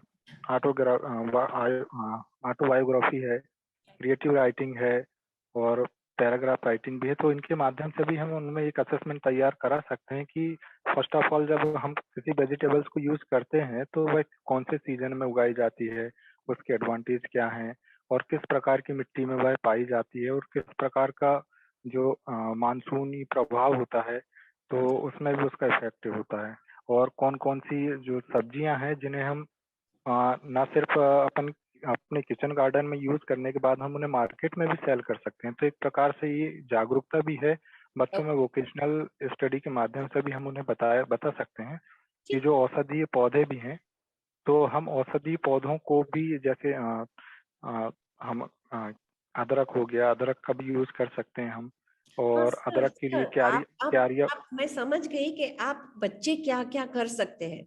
sir, you were asked to plan one summative task कि बच्चे ऑटोबायोग्राफी लिखेंगे, क्या क्या कर सकते हैं वो तो है, लेकिन आपके ग्रुप ने क्या सिलेक्ट किया एक एक्टिविटी, वो एक्टिविटी शुरुआत से अंत तक उसका सीक्वेंस कैसा था। जैसे हमारी वीडियो में था कि पहले सभी बच्चे प्लेन फेंकेंगे, फिर पैर में करेंगे, फिर 4 में करेंगे, फिर क्विज बना, ऐसे it was supposed to be one summative task, but आपने फॉर्मेटिव बताया, और आई थिंक दैट सभी आइडियाज डिस्कस नहीं हो पाए शायद, right? Yes, it may possible. Gajendra sir, आप चाहते हैं? समेटिव टास्क वो होता है वो अंत में करते हैं, और इसके द्वारा हमें पता चलता है कि हर एक बच्चा क्या समझा। So if you ask them to write a report, है ना, कि हमने किचन गार्डन बनाने के प्रोजेक्ट में क्या क्या सीखा, कौन से, जैसे ये जो सर ने अभी बताया ना कि कौन से अदरक भी ये हो सकता है, ये क्या क्या बेनिफिट है, वो एक report. So your summative task will be children will write a report about question what point 1 2 3 4 5 6 7 ऐसे हो सकता है. तो इसमें हम पॉइंट में ये डाल सकते हैं मैडम कि उनने मापन के बारे में भी सीखा है, तो मापन के बारे में लिखेंगे बकायदा कि हमने गड्ढे इतने नाप कर. तो आपके ऑब्जेक्टिव इसके टास्क में बदल जाएंगे. आपने जो ऑब्जेक्टिव बताए वो टास्क में क्वेश्चन के रूप में आ जाएंगे कि इसके बारे में हमें बताइए. That's all I am trying to say, है ना. Thank you sir, very nice. उसके बाद में बच्चों को जमीन का डिवाइड कर देंगे कि आपको इतने जमीन में आपको क्यारियां बनाना है, क्यारियों के माध्यम से आपको उनके बीच में गैप कितना रखना है ताकि एक दूसरे पौधे को डिस्टर्ब ना हो और एज इट इज वो ग्रो करें. उसके बाद फिर कितनी मात्रा में हम समझ गए. आप शुरुआत में ग्रुप में टास्क रख सकते हैं, फिर पेयर में कर सकते हो, फिर इन रिपोर्ट इंडिविजुअल करना पड़ेगा, स्पेसिफिक इंडिविजुअल आएगी सबकी रिपोर्ट मैडम. टास्क में समेटिव टास्क इंडिविजुअल हो सकता है. Thank you. Sorry sir, time के हिसाब से मैं ज्यादा फिर से दोहराना नहीं चाहती. Okay, thank you sir. Thank you both of you, very well done. Group 2. Thank you. Lakshmi ma'am, group 2 कौन बोलेगा? जी मैम, मैं बोल रही हूँ लक्ष्मी मैम. हाँ, हमारा जो एक्टिविटी है वो भी किचन गार्डन से रिलेटेड ही है, मृदा के प्रकार से संबंधित है. तो यहाँ हमने बच्चों को सिखाया कि हम आसपास किस प्रकार की मृदा को, मिट्टी को देख रहे हैं, उसके कलर कौन से हैं और कौन बच्चे क्या करेंगे मैम. फॉर्मेटिव टास्क में बच्चों का इंस्ट्रक्शन आपका क्या है और कैसे डायनामिक्स होंगे, व्हाट विल दे डू? जी, इसमें बच्चे चारों तरफ जो है एब्जॉर्ब करेंगे, देखेंगे कि मिट्टी जो है वो किस किस रंग की है, और उसमें बच्चे ये जानेंगे ग्रुप में. यहाँ पे सब ग्रुप एक्टिविटी के माध्यम से हो रहा है. तो एक एक प्रेयर बनाए गए हैं, एक एक ग्रुप बनाए गए हैं, और हर ग्रुप जो है वो ऑब्जर्व कर रहा है कि किस किस प्रकार की मृदा होती है. तो यहाँ हमने बच्चों से पूछा कि ये इनके रंग कैसे हैं, किस प्रकार के हैं. तो किसी ने लाल, किसी ने काला, किसी ने पीला, इस प्रकार से. कुछ रेतीली मृदा है, कुछ बारीक है, ऐसा उन्होंने बताया. और फिर उन्होंने बच्चों ने ये जाना कि जो हमने पूछा बच्चों से कि यहाँ किस प्रकार जो है मृदा सबसे ज्यादा उपजाऊ होती है.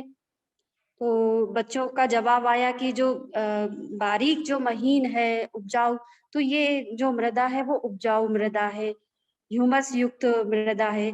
और फिर हमने बच्चों को बोला कि अब यहाँ पर हमने बच्चों से सीड्स मंगवाए, बीज मंगवाए कि आप इसमें जो है एक किचन गार्डन बनाएंगे तो उसमें किस प्रकार के कौन कौन से सीड्स आप उसमें डाल सकते हैं, लगा सकते हैं.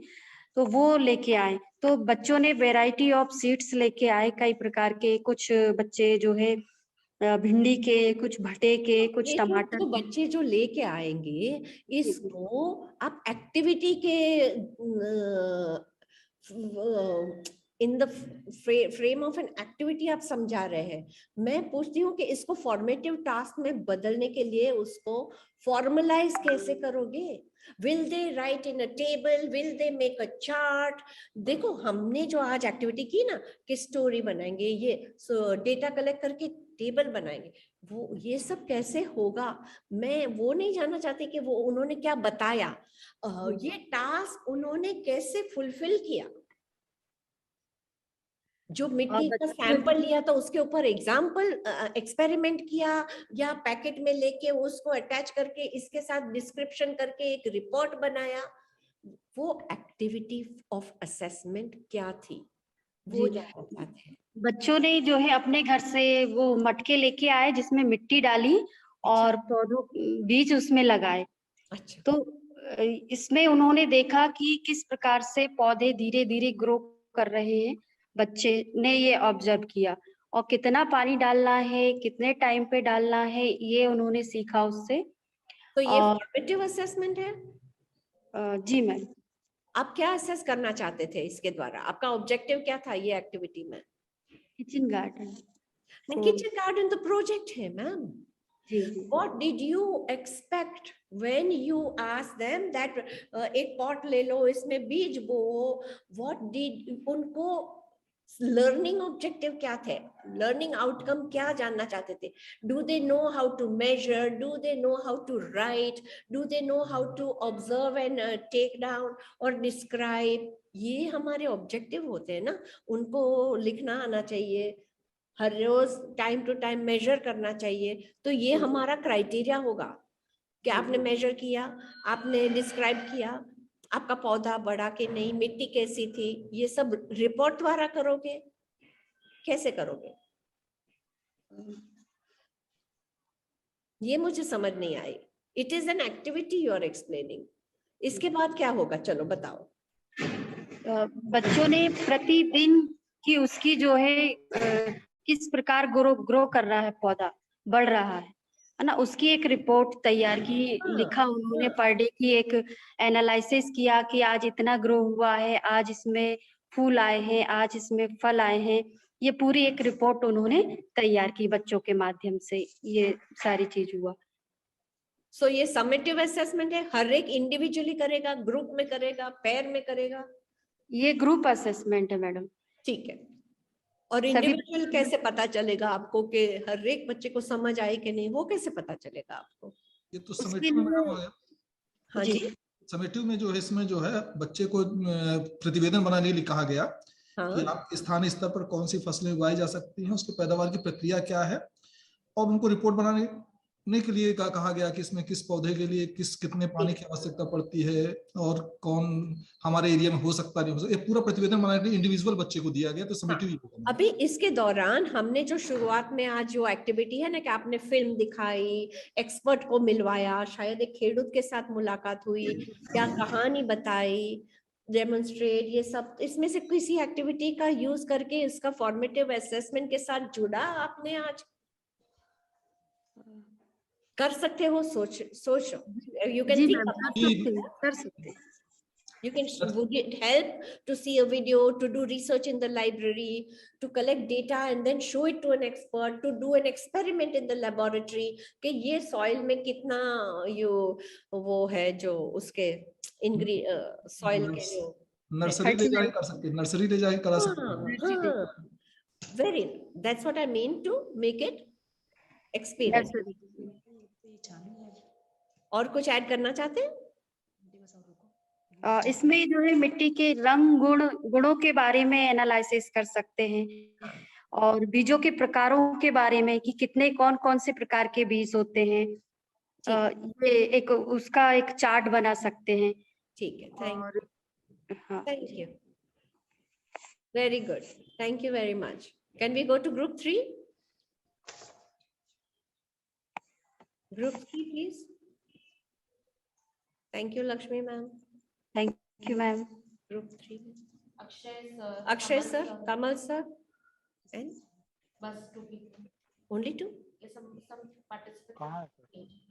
हाँ, कमल सर और अक्षय सर। आपके साथ कौन था? एक तीसरा था, संदीप सर। हाँ, संदीप सर नहीं है, आप बताइए। 2 formative, 1 समेटिव। मैम हमने भी यही लिया था मैम, किचन गार्डन का, पर हमारा जो ऑब्जेक्ट था मैम उसमें बच्चों को लर्निंग करवाना था।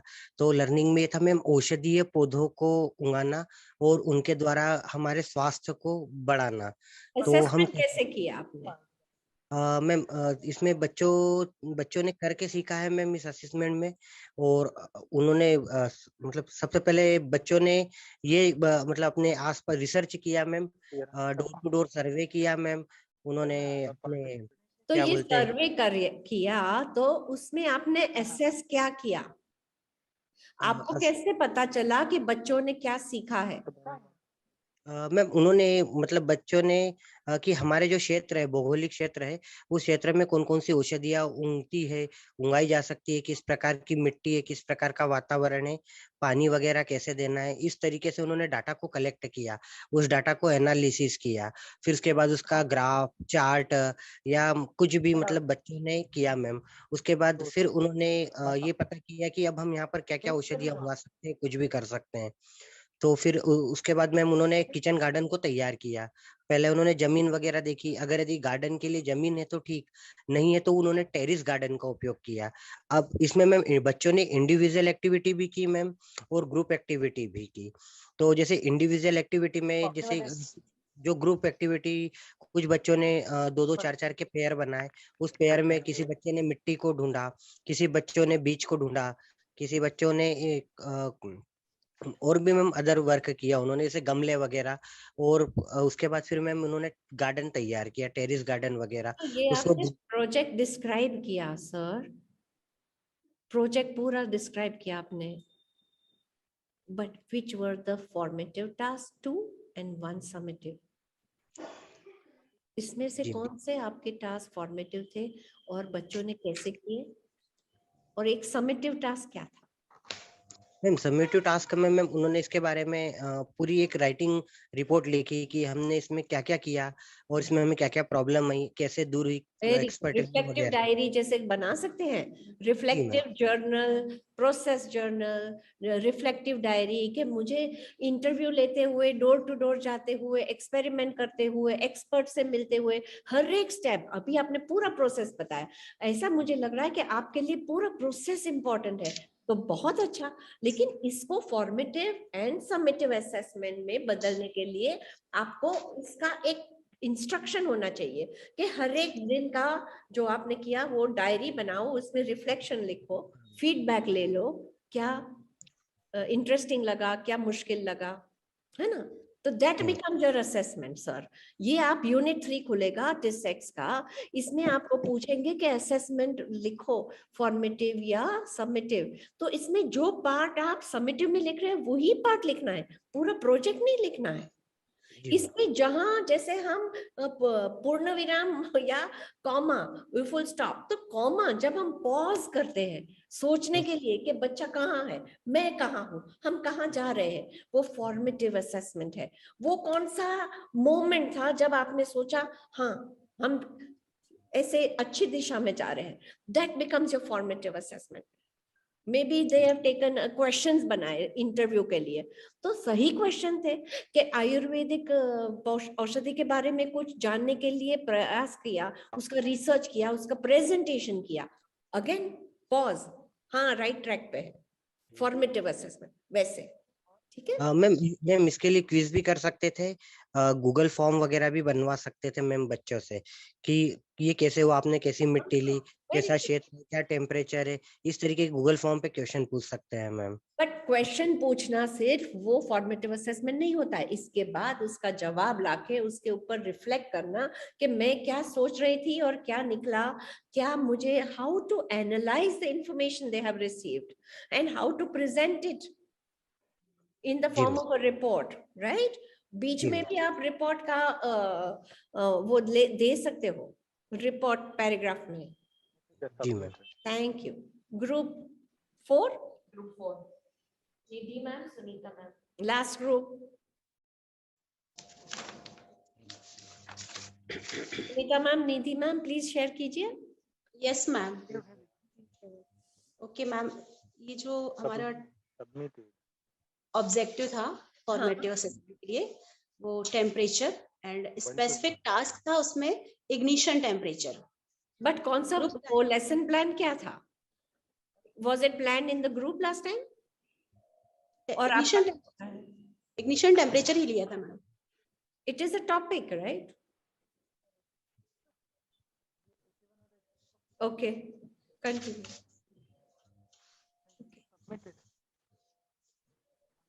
हमने इस फॉर्मेटिव असेसमेंट के लिए ग्रुप में बच्चों को डिवाइड किया, 4 ग्रुप में। Each group has 3 to 4 students. Formative assessment में बच्चों ने डिमॉन्स्ट्रेटिव एक्टिविटी परफॉर्म की, जिसमें कि सेपरेट ग्रुप में उन्होंने क्या किया, फर्स्ट कि पहले उन्होंने डिफरेंट टाइप्स के ऑब्जेक्ट कलेक्ट किए इन एन ओपन एरिया।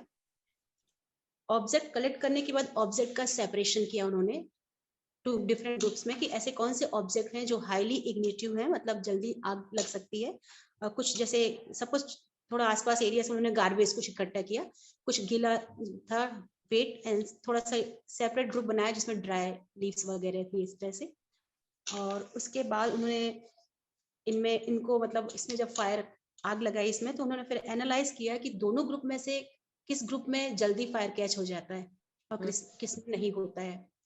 दोनों जो उन्होंने सेपरेट ग्रुप बनाए थे ऑब्जेक्ट के, तो एक में पाया कि एक में फायर जल्दी कैच हो जाता है और स्मोक जो है धुआं बहुत ही ना के बराबर निकलता है, जबकि एक में जो वेट थोड़ा सा गीला कचरा जो था उसमें स्मोक भी निकल रहा था काफी।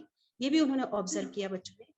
और बच्चों ने इसके अलावा जो ये हमारा था फॉर्मेटिव फर्स्ट में, फॉर्मेटिव का जो सेकंड पार्ट था उसमें हमने उनको audio visual the video clipping दिखलाई। वीडियो क्लिपिंग में हमने उन्हें दिखलाया कि सपोज एक ट्रक जा रहा है ऑयल टैंकर और अचानक में उसमें आग लग जाती है। देन सेकंड वीडियो क्लिपिंग हमने दिखलाया था फॉरेस्ट एरिया में फायर, जंगल में आग लग गई। ये जो सेकंड पार्ट था फॉर्मेटिव असेसमेंट का, इसमें ये जो हमने दिखलाया था जनरली यहाँ पर ये बात की बतलाई गई है, रखी गई है कि जो ट्रक में फायर है या फॉरेस्ट एरिया में फायर है वो समर सीजन में, गर्मी के समय फॉरेस्ट एरिया में फायर जो है ज्यादातर लग जाती है। जैसे कि थोड़ा सा बच्चों को प्रीवियस नॉलेज भी होता है, देखा भी होता है उन्होंने वीडियो वगैरह में, न्यूज वगैरह में। देन इसके बाद ये दोनों जो फॉर्मेटिव एक्टिविटी थी फॉर्मेटिव असेसमेंट का, उसके बाद हम आते हैं समेटिव पार्ट पर। समेटिव असेसमेंट में हमने क्विज के फॉर्म में, क्वेश्चन के फॉर्म में हमने उनका फीडबैक लिया बच्चों का, जैसे कि what is ignition temperature, ignition temperature क्या है। देन जो समटाइम्स एलपीजी गैस का लीकेज हो जाता है किचन में, पर वहाँ फायर कैच नहीं करता until unless there is no matchstick, मतलब मैच स्टिक से जब तक अपन आग नहीं लगाते तब तक फायर नहीं लगता है। फिर उसके बाद नेक्स्ट क्वेश्चन था कि मैच स्टिक अगर सिंपली रूम में किचन में रखा रहता है तो उसमें आग क्यों नहीं लगता, रब करने पर ही लगता है। जब तक हम रब नहीं करते मैच स्टिक रखा रहता है, आग नहीं लगता उसमें, वाई, ये क्वेश्चन रखा हमने। देन उसके बाद जो हमने एग्जाम्पल दिया था फॉरेस्ट फायर का और ट्रक, ऑडियो क्लिपिंग दिखलाई थी ट्रक फायर फॉरेस्ट फायर का, उसके बेस पर हमने एक क्वेश्चन रखा कि which fuel is best. Then see, I see very specific questions that you have asked, और वो they are related to the resource you are using। कि इस वीडियो में जो वीडियो सिलेक्ट करती हूँ तभी मैं तय कर लेती हूँ कि इस वीडियो में मुझे कौन सा क्या पूछना है। जैसे हमने आपको असेसमेंट वीडियो शेयर किया तो मैंने 10 बार देखा कि इसमें कौन सा प्रश्न मैं पूछूंगी, क्या जवाब सुनना चाहती हूँ। वैसे हम फॉर्मेटिव और समेटिव असेसमेंट में बच्चों ने ये पार्ट सीखा कि नहीं, सुना कि नहीं, वैसे प्लान करके करते हैं और वो मुझे आपके एक्सप्लेनेशन में मुझे I can hear it. Okay ma'am, one concept is there, बच्चों को ये कॉन्सेप्ट भी थोड़ा क्लियर हुआ कि गीला जैसे कचरा है उसको जलाया तो स्मोक ज्यादा निकल रहा है और कंप्लीट बर्निंग नहीं हो रही यहाँ पर। तो जब भी कंप्लीट बर्निंग नहीं होती है कार्बन मोनोऑक्साइड गैस बनती है जो कि हेल्थ पर्पज से ह्यूमन बीइंग के लिए हार्मफुल है। ये बात भी बच्चों को क्लियर हुई। और एक बात और क्लियर हुई कि यदि गार्बेज की कंप्लीट बर्निंग नहीं होती है तो हमें इसे आउटसाइड एरियाज में, सिटी से दूर आउटसाइड एरिया में डंप कर देना चाहिए, गार्बेज बर्निंग नहीं करना चाहिए। ये भी थोड़ा सा बच्चों के माइंड में क्लियर हुआ। और इसका पॉजिटिव नेगेटिव क्या फीडबैक है इग्निशन टेम्परेचर का, ये भी बच्चों को पता चला। Very good. समेटिव हो गया? Yes ma'am. Very good. So I think that आपको काफी everybody has shared. I would like to end this session with one takeaway, that what new understanding of assessment did you get today? If we can just put on our videos, चालू करें तो आज आपको assessment के बारे में कुछ नई समझ आई हो तो प्लीज आप बताइए कि असेसमेंट के बारे में मुझे ये तो पता था but now I know this also. Yes sir, Tiwari साहब। जी मैम, असेसमेंट के बारे में फॉर्मेटिव समेटिव जो है इसमें अलग अलग इस तरह होता है, ये हमको नई समझ आई है। नहीं, पहले हम असेसमेंट अपने ढंग से कर लिया करते थे, लेकिन इसमें टुकड़ों में छोटे छोटे हिस्सों में करना और इसके बाद समेटिव उनको पूरे उसको वर्क आउट करना, ये सारी चीजें इस बार सीखा। और इससे ये कोई नई चीज हमें बताता भी है, जैसे बाजार में आती है तो हर एक नई चीज हम खरीद नहीं लेते, पहले हम इसका वैल्यू देखते हैं। तो आपको इसकी वैल्यू, इसके बेनिफिट कुछ दिखते हैं क्या? दिखते हैं? इसके बेनिफिट क्या लग रहे हैं आपको? इसके बेनिफिट्स ये हैं कि हमारे बच्चों के प्रति जो है हम जो काम कर रहे होते हैं तो उसमें बच्चे की सक्रियता और बच्चा क्या सीख रहा होता है, बच्चे के सीखने का ढंग क्या है, ये सारी चीजें हमको इसमें समझ में आती हैं। बहुत अच्छा। I think so, I think you have explain very simply और क्लियरली कि क्या फायदा है। कि कोई और भी प्लीज शेयर करना चाहता हो तो? एक्चुअली मैं ये कहना चाहूंगा। हाँ जी, एक के बाद मैम, हाँ, समेटिव असेसमेंट के माध्यम से हम ये कह सकते हैं कि बच्चा, हम अपने आप को भी जज कर सकते हैं कि बच्चा क्या सीख पा रहा है, क्या सीख नहीं पा रहा है, और अगर वो नहीं सीख पा रहा है तो हम अपनी पढ़ाने के तरीके में क्या सुधार कर सकते हैं बच्चे की कठिनाई को देखते हुए, कठिनाई के स्तर को देखते हुए। जी, very true, very true. Lakshmi ma'am, आप कुछ बोलना चाहते हैं? हाँ जी मैम, इसमें हमने देखा कि जो फॉर्मेटिव असेसमेंट है, समेटिव असेसमेंट है, तो जो बच्चों को इसमें फॉर्मेटिव और समेटिव असेसमेंट जब दिया जाता है तो हम बच्चों को किस तरीके से एनालिसिस करेंगे, कैसे उनका आकलन करेंगे, ये जानने की इच्छा बच्चों को भी होनी चाहिए और एक शिक्षक को भी होनी चाहिए, और क्या इसमें पढ़ा रहे हैं वो सारी चीजें हम सीख रहे हैं। और जब बच्चा अच्छी तरह करता है, लिखता है, तो उनको भी एक एनकरेजमेंट मिलता है जब हम बीच में फीडबैक देते हैं, तो आगे की जर्नी में ज्यादा मेहनत भी कर सकते हैं, right? They may be motivated that हाँ, मुझे अभी प्रेजेंटेशन में मेरा बहुत अच्छा मैं प्रेजेंट कर पाया, तो चलो अभी नेक्स्ट टाइम ऑटोबायोग्राफी भी अच्छा रखूंगा, क्विज भी अच्छा करेंगे, राइट? तो it encourages them. Yes ma'am, FA के माध्यम से मैडम उनको बीच बीच में टॉपिक भी मिलते जाते हैं नए। हाँ, they get feedback, no? Feedback मिल जाता है टॉपिक के माध्यम से। यस मैम, फीडबैक के माध्यम से उनको नए नए टॉपिक्स मिलते जाते हैं। और वो और ज्यादा अच्छे तरीके से उसको सोचकर कर सकते हैं। और ग्रुप में फीडबैक मिले तो चारों को मिलती है। देखो, इंडिविजुअल में हम एक बच्चे को शाबाशी देते हैं, लेकिन ये जो ग्रुप वर्क करते हैं तो चारों को अच्छा लगता है, और दो दूसरे तीसरे वालों को भी लगता है कि मुझे भी थोड़ा तो आता है ना, शायद मेरे से ज्यादा बेहतर इसको आता है, बट मैं भी इस ग्रुप में था जिसकी वाह हुई। So group work allows each child to feel special, to feel that I know, I can do। और हमारे एजुकेशन का गोल ही क्या है? To make every child think और बिलीव इन themselves कि मैं कर सकता हूँ, मैं कर सकती हूँ, थोड़ा थोड़ा बेबी स्टेप लेके मैं पूरा कर सकती हूँ, right? So I think I am very thankful to you all for sharing. I think it was a wonderful session for me. I hope आपको भी। मैम एक क्वेश्चन है मैम, इसमें मैंने यूनिट 2 का सेशन 5 जो है प्रैक्टिस बेस्ड असाइनमेंट किया है। हाँ, उसका प्रोग्रेस कार्ड में स्कोर नहीं दिख रहा है। हाँ, सो मुझे पता चला कि ये जो ग्रेडिंग चल रही है अभी, सो आपको ग्रेड्स मिलेगी, लेकिन आप सबमिट जरूर कर देना। जी जी। Everybody has completed unit 2? Yes ma'am। किसी को कुछ प्रॉब्लम नहीं हुआ है, राइट?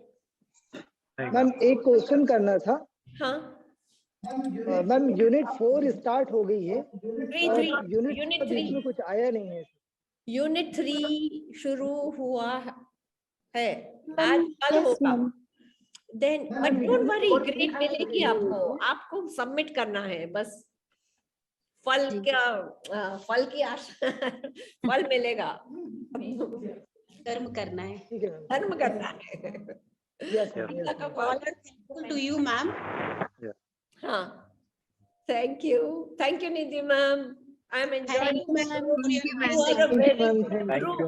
वेरी गुड ग्रुप, बहुत पार्टिसिपेशन है तो हमें मजा आता है। Farah ma'am, thank you. We are also thankful to you। Hello Lakshmi ma'am, नमस्कार ma'am.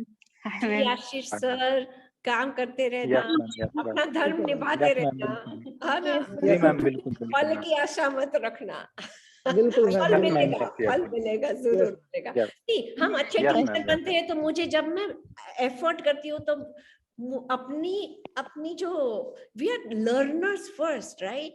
Every teacher yes, loves learning. हम कुछ नया सीख रहे हैं तो फिर इसमें फल तो मिल गया है ना, वो तो बोनस, वो जो सर्टिफिकेट है ना, मार्क है। हम बच्चों को भी यही सिखाते हैं ना, मार्क के ऊपर आधार मत रखो, आपको मजा आ रहा है ना, कुछ सीखने को मिल रहा है, नया कर रहे हैं, फिर और क्या चाहिए, right? Thank you, bye bye. Thank you ma'am, नमस्कार मैम। और जो मेंटर इसमें है ना, 3 मेंटर, वो मेंटर ग्रुप में ज्वाइन कीजिए, आशीष सर और Gajendra sir. Yes ma'am, please mentor meeting join कीजिए। Bye bye. Bye bye ma'am. Ma'am.